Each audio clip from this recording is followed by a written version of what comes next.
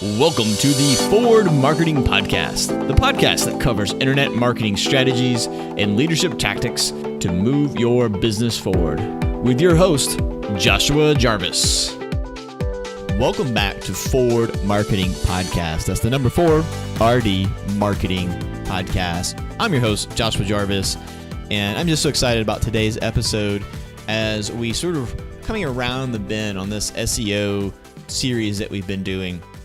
We started off with SEO's the foundational thing of SEO, which is site structure. So many business owners, so many bloggers sort of miss this step of just really coming up with sort of the why behind their website and what is it supposed to do and what are those topics. And today's episode is about keyword topics. And so you might have wondered why I didn't start with that. And the reason is I really feel like a lot of people get sort of analysis paralysis.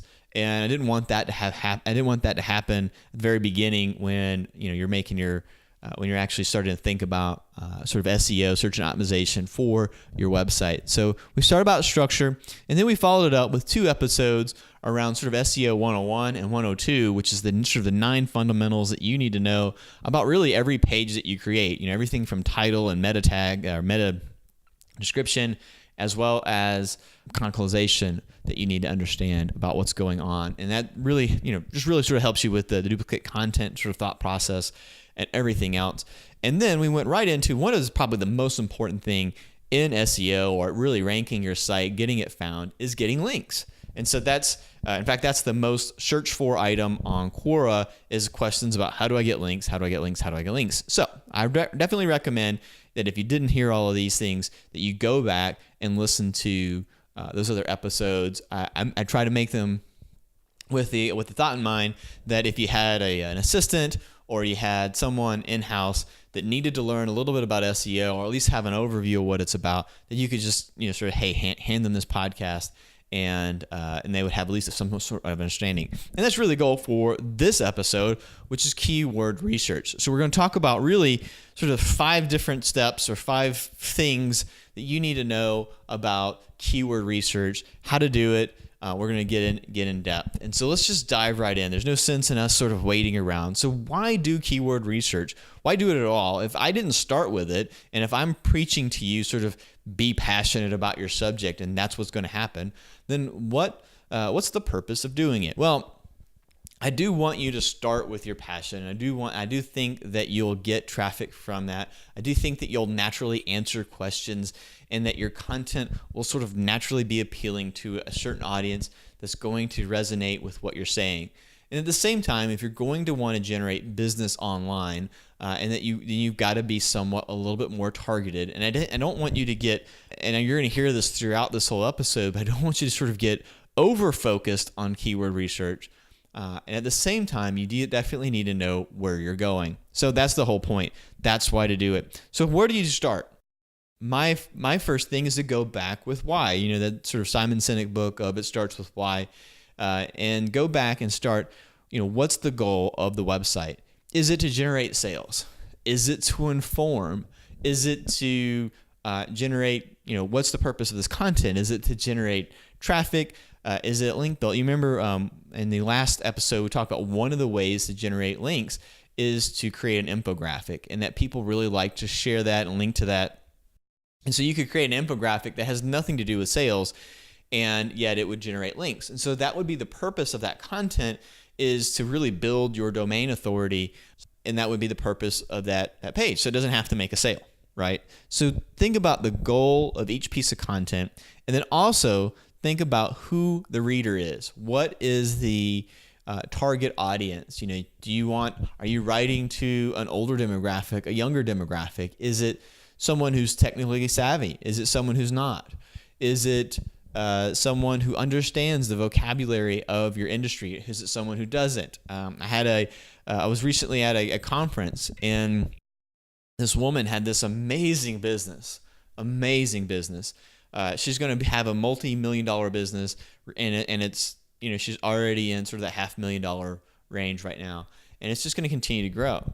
But she was in front of an audience trying to get funding for sort of her growth, and she got so caught up in the industry language that she lost the audience because she didn't know who the audience was. There wasn't a lot of people in the audience that understood what she did. And so that was really a downfall. So don't fall into that trap of just sort of saying, it's common sense to you because it's fundamental to your business, but it's probably not to other people. And you need to know if your customer do they know that same language? Does it make sense to use that sort of same language? When I was in real estate, throwing around earnest money, down payment, and MLS was often something that we would do. And I would routinely be reminded that not everyone understands what down payment is or what earnest money is and how they're different, or the MLS. And so that's important that you know your audience in this content. So the first thing that you want to do, I think, is that you start with what you're already ranking for. All right. And so an easy way to find out if you don't have one of the tools, there's a bunch of free tools out there. But one of the best ones, I think, is just kind of one that Google sort of gives you, and it's called this Google Search Console, also known as Google Webmaster Tools. And if you're using WordPress, for instance, and you have the Yoast plugin, there's one of the prompts in there that says, hey, set this up. And it's the Google Search Console. So when you just go to Google Search Console, and you can Google that and find it, it's free. But once you set it up, one of the things it does is it tracks what your pages rank for, what keywords they already rank for. So you can already look at your content and see what it's ranking for. In fact, you can go in and some of the lowest hanging fruit that you're going to find, you can actually go in and set and have the setting of, how many impressions is this getting? And I think that we talked about this in the SEO 101 episode. We talked about increasing your click-through rate. So you could see something that said maybe you're ranked at 35 and you want to try to be on first page, and you can see, well, the title might be messing up because it's not your click-through rate so low. All right, so that could be something that you see. But for our purposes today, we just want to see what you rank for already. And because that's going to start what I call your sort of your top of your keyword funnel in our research, is you're going to have a list of things that you already rank for, and it's going to give you a lot of insight into the kind of content that you're wanting. Now, keep in mind, if you're ranking for things that you don't want to rank for, that's also a good clue. So that's why I want you to start with Google Search Console. Just go into the Search Analytics tab, and you go in there and you can see that. And I will put a link on the show notes for you so you can see where Google Search Console is, as well as a little screenshot so you can see what I'm talking about. So that'll be your start of your list. Another thing that you can do is look at your competitors and find out what are they ranking for. In order to do this, you need a tool, and there's a lot of free tools out there. The one we recommend is SEMrush. I'll put a link so that you can get a free sort of a free test of that. But you can throw in your competitor's domain name. Another great tool is called SpyFu. That's spy, the word spy, and then the word fu.com. So if you go in there and you put in your domain, your competitor's domain, you can actually see what they're ranking for. You can see the things that they're paying for advertisers on, give you some insight into that. And so that's a great another great way to start your list. But let's just say you're completely clueless. You don't know who your competitors are. You haven't started yet, and you wanted to know what to do. Well, first, we go back to the goals. We go back to your target audience. We go back to the purpose of the content, and we just start a topic list. And it kind of reminded me of doing this exercise, reminds me of the game Taboo, where you're getting a word. Maybe you get a word like Luke Skywalker, and then it says, here's the 4 things that you can't say about Luke Skywalker in order to convince, to get someone to say Luke Skywalker. You can't say these 4 things, but you can use any other word outside these 4 things. And so maybe the 4 things were like Darth Vader's my dad, or lightsaber, or Star Wars, something like that.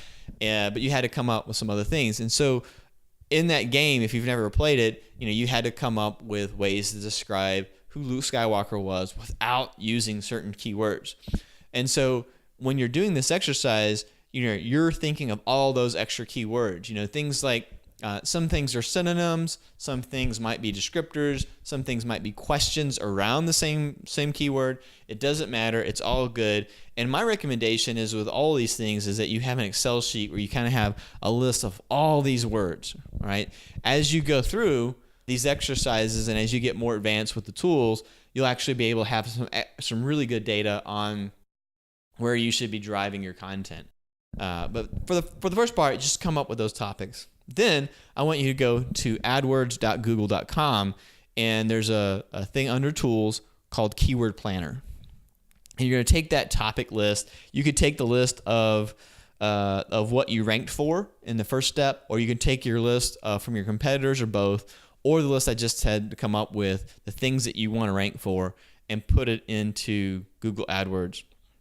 Once you do that and you hit suggest, it's going to suggest a bunch of words that you probably didn't think about.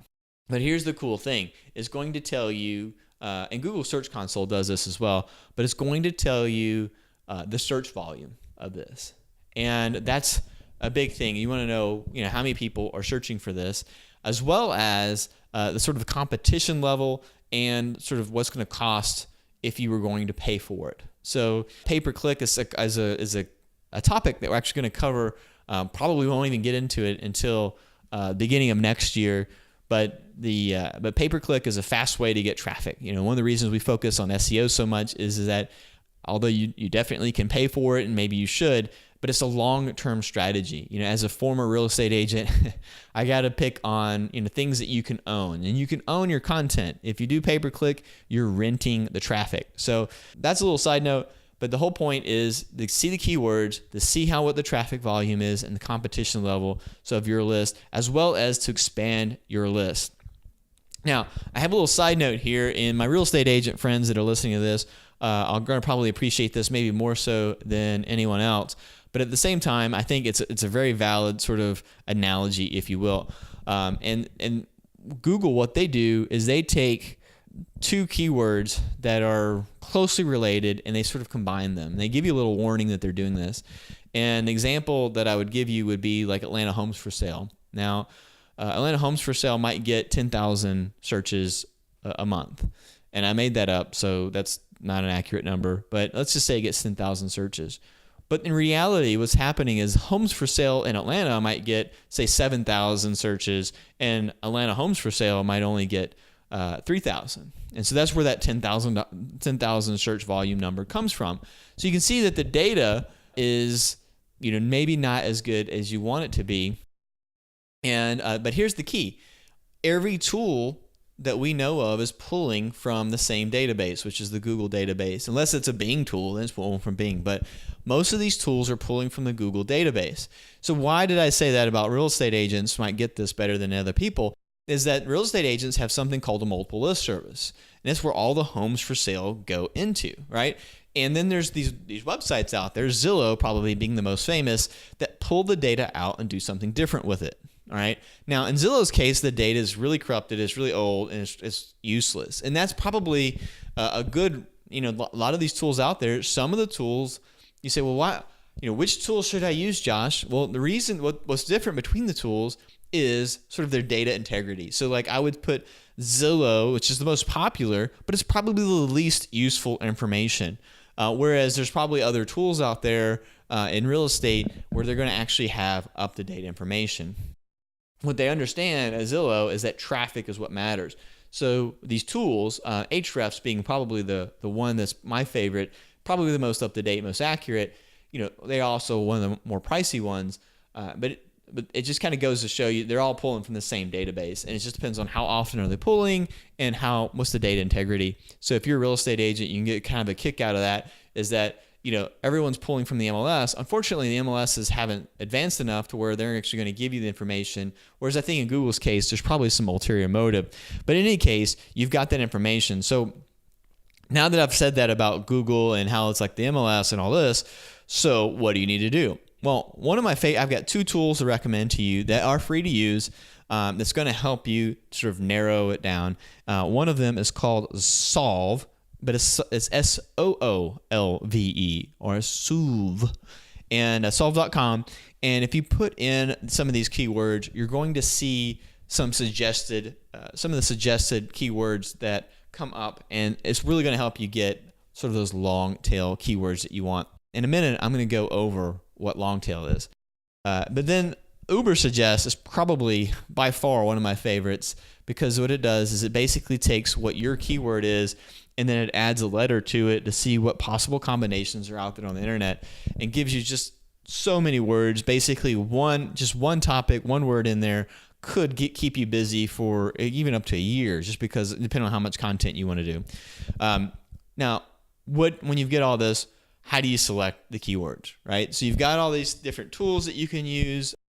I didn't even talk about the paid tools. SEMrush gives you a free account for kind of a limited number of searches. And for this purpose, you could do your keyword research. I think if you're a small business and you're not trying to compete for some ultra competitive like internet marketing term, and let's say you had a content strategy where you're going to post a piece of content once a week. So that's 52 pieces of content a year. You could sign up for one of these free accounts, and I'll have that on the website, but you could sign up for a free account, do your keyword research, and then you would never need the account again. Although there's a lot of really cool things that it does, you could do your keyword research and not have to pay for the tool. So just a sort of a side note on that. So how do you select the keywords? I've given you sort of some insight on how to build this really massive list of keywords. How do you select them? Well, the sort of common sense thing would say, okay, you're going to pick the words that have the highest search volume with the lowest competition, right? That's not always the case. And so let's talk about what long tail keywords are. Let's talk about what head keywords are, and body keywords.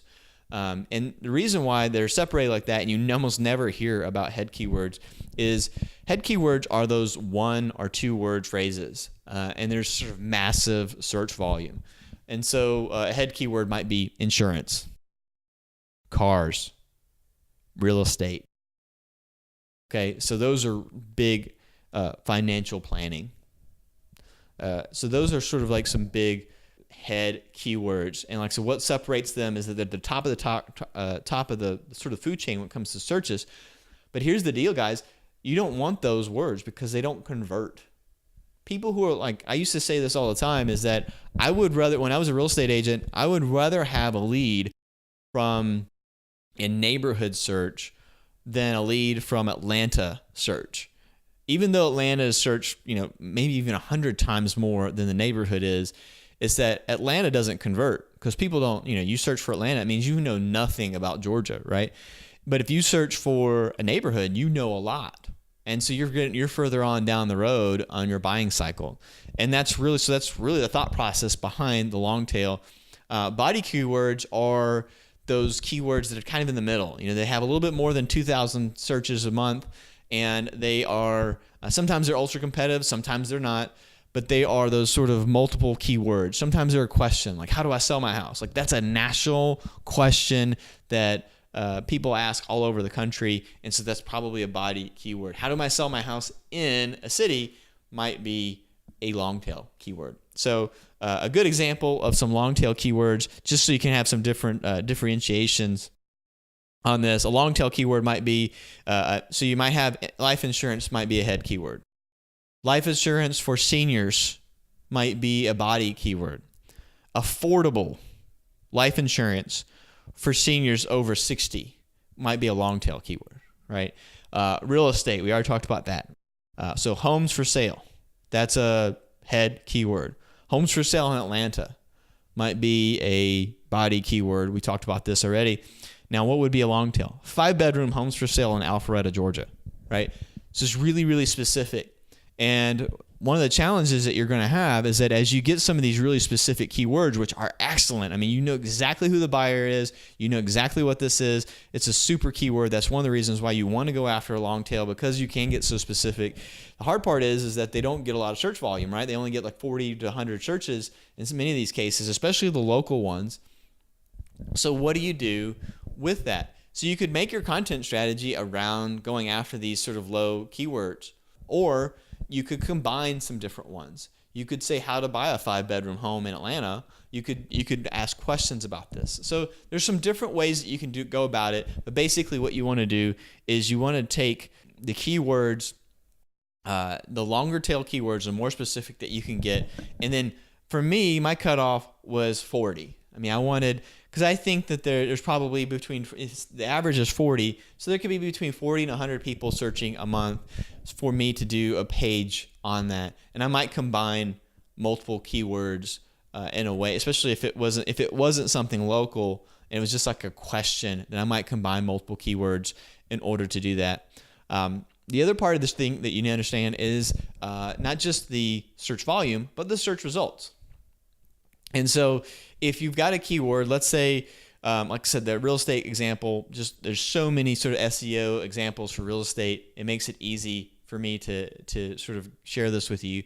But if someone's searching for, say, homes for sale, and there's 40 searches a month, but there's 2 million search results, that's something that I don't really need to go after.